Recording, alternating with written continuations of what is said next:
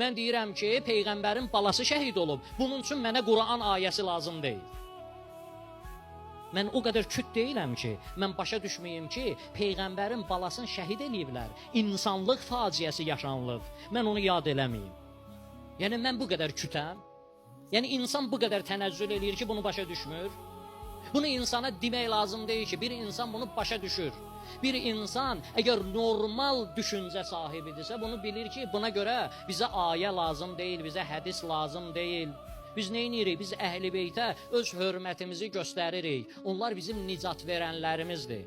Qardaş, sən onu adi bir insandan, o sənin səhvindir, adi bir insandan ayrı eləyə bilmirsən. Mən ayrı eləyə bilirəm və görürəm ki, nədir? Mən nə etməliyəm? Mən bunu yad eləməliyəm.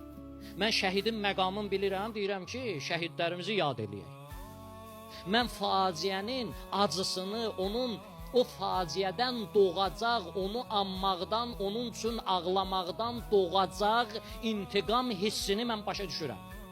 Mən başa düşürəm ki, sən Xocalını unutsan, düşmənini yaddan çıxardacaqsan, heç vaxt yadıma düşməyəcək. Düşmənini yadından çıxartmamalısan. Qarabağ şəhidinsə yadından çıxarda bilərsən öz şəhidi. Sən Xocalığı yadından çıxarda bilərsən. Qız gəlinin başına nə oyun açıblar, onu yaddan çıxarda bilərsən sən. Mən başa düşürəm ki, hər il onu təkrarlamaqla o mənə nə verir? O mənə bu hissi verir ki, sən düşmənlərini unutma, sənin düşmənlərin var.